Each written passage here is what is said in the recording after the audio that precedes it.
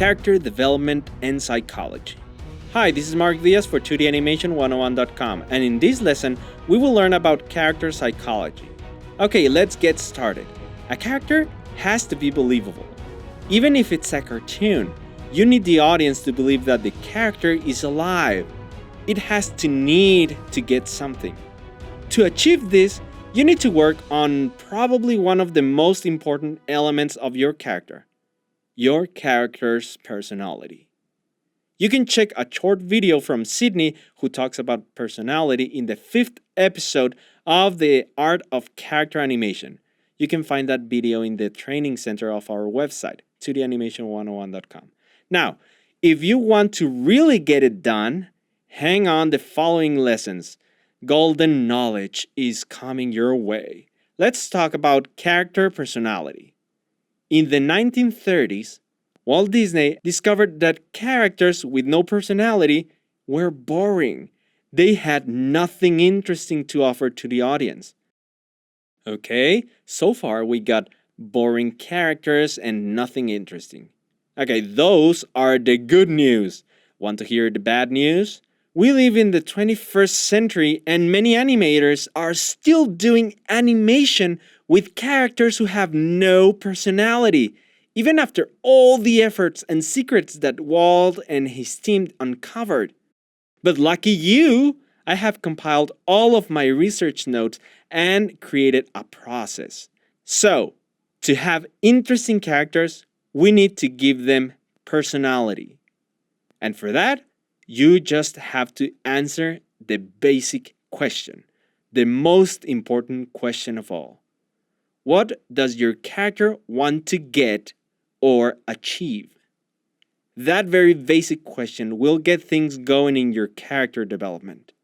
Now, for those of you who want to really stand out and create memorable characters, let's dig even deeper. Once you know what your character wants to get, you can give her a way to get it. How? With a set of personality traits. According to a theory by Briggs-Myers, there are 16 personality types, but we will keep it simple and just determine 4 basic areas of personality, so we can define our character quickly. Just answer 4 questions and your character will have a very strong personality. Ready? Okay, let's give your character's personality some love. First question. How is your character energized? Is he or she extroverted or introverted? This one refers to the way your character gets energized. Does he or she like to interact with other people or prefers to be by himself or herself? For example, if your character is an inventor, you could have her be an introvert because she likes to be solving math problems and formulas by herself in her lab. No interruptions, please. But if she was an explorer and liked to travel around the world, then she would be an extrovert. She would enjoy meeting different people with different cultures. Deciding if your character is an introvert or extrovert can give you a clue of her hobbies, interests, or regular activities, and also give you a very strong foundation on how your character interacts with other characters. Great! You now have one area of his or her personality. Nice. That's it for this lesson. Now that we covered the first basic area, the first question of personality traits, let's move to the next lesson, in which we will check the second question, which covers the things that your character naturally pays attention to. See you there.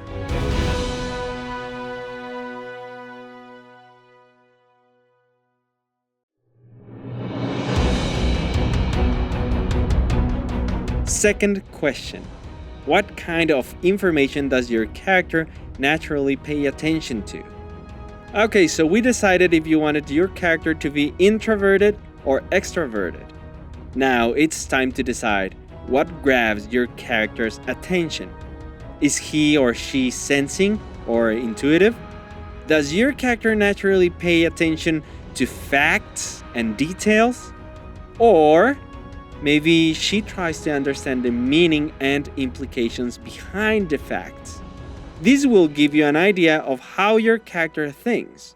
For example, if your character is a villain and knows that the hero is coming his way to save the princess, what ideas do you think your villain will have? The fact is the same. The hero is coming this way to save the princess. Let's try scenario 1.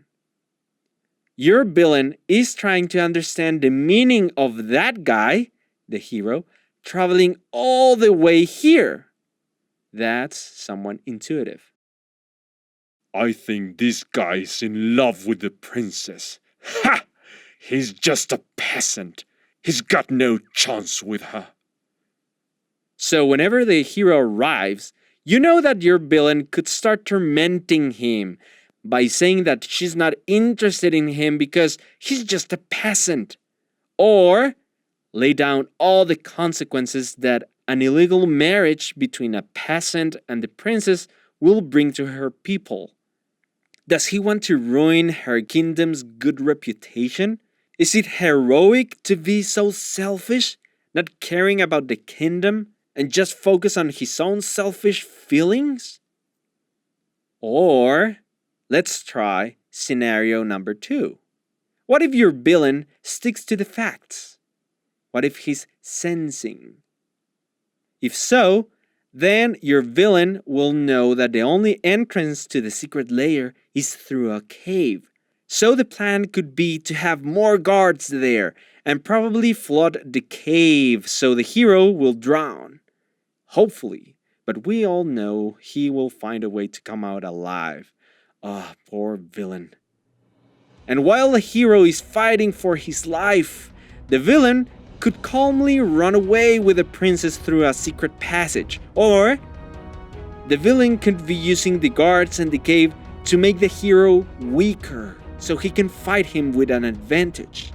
You see, just answering if your character is sensing or intuitive will give you a perfect starting point to know how your character thinks. You will know how your character solves problems. Nice! Let's move on to the next lesson in which we will cover how your character makes decisions. See you there.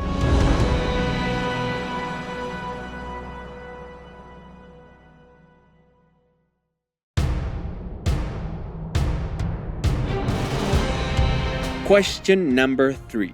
How does your character make decisions? Based on what he or she thinks or on what he or she feels? Let's take the princess in this example. Is your princess a logical person, a thinker? Or is she emotional, a feeler? If your princess is a thinker and the story is a drama, it would be interesting if she didn't kiss him at the end when she's rescued. Why? Because even though she's in love with him, the logical thing to do is to marry the prince. That will keep her father proud and keep the kingdom's good reputation. Maybe not marrying the prince will bring a conflict between two kingdoms. So now the hero is left alone, ready for the next episode, the next adventure. But if your princess is a feeler, she will put the two kingdoms in danger because she would marry the hero illegally after she is rescued. Hey, she's in love with him.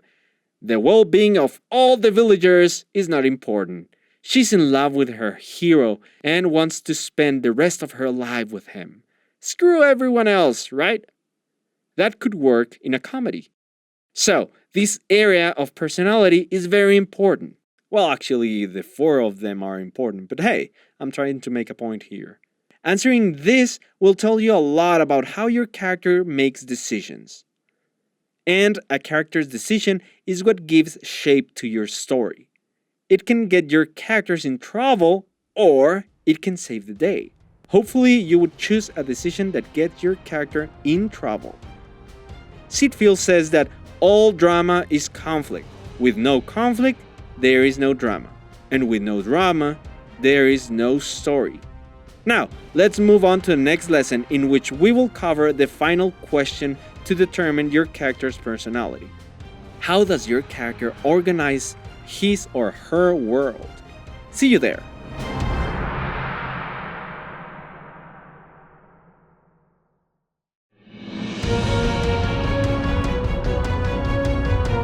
Okay, let's get right into it. The fourth question. How does your character organize his or her world? Judging or perceiving? Does he like to plan things? A judger? Or just improvise, see how things go? A perceiver? If he is like Marlin, the father in Finding Nemo, he would always be cautious, trying to come up with a plan before acting, or at least a good idea to follow. And if your character is more like Dory, he will be impulsive, go into action without a plan. Defining this feature can even determine the environment of your character. If your character is a little girl and she's a judger, then how do you think her room is going to be? Clean or dirty? Well, if she's a judger, she will be organized. So it's going to be a very clean room. Everything in its place, all in order. If someone enters her room, she would be very strict. Think of the character Wasabi from Big Hero 6 when Hero's brother is introducing his genius friends. Wasabi reacts every time someone wants to move his tools out of place. Your girl character could be somewhat similar. Now, what if she is a perceiver? The same little girl with the same haircut, same dress, same shoes, everything physically identical, but just one difference: her psychology. She is a perceiver. How do you think her room is going to be? Well, the room will not be clean, that's for sure. It will be a mess. Her clothes everywhere, her dolls here and there. Maybe she lost some of her toys. If she had a cell phone, then she would spend a lot of time looking for it every time it rings, etc. So, you see, just deciding if your character is a judger or a perceiver can have a huge impact. Great! Now that you have answered these 4 questions, you have a character with psychology. Time to finish off the personality of your character by defining the attitude. We will cover that in the next lesson. See you there!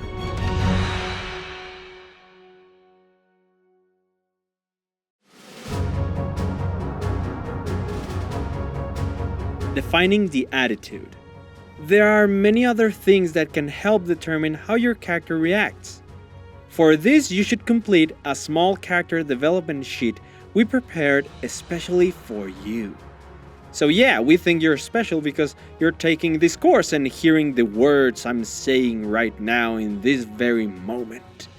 Why does this make you so special, you think? Easy, because that means you are interested in improving your character design. Good for you! If you don't want to get into too much detail, then at least determine your character's goals. What does your character wants to get? Hobbies? And interests. Now, for the hard workers who take character design seriously, you can download a character development sheet that we created to make the process easier. This PDF comes in the project files. This is the file you downloaded in the second lesson, Getting the Project Files. The sheet includes the 4 questions from character psychology, along with other questions to fully develop your character. Answer that and you will have your character psychology fully developed. Once you have that, what's the next step? Well, you need to be able to represent his personality and attitude with shapes, body language, pose, and facial expression. For this, we need to understand the basics of concept art before we draw anything on paper or computer if you have a drawing tablet. That will be covered in the next lesson. See you there!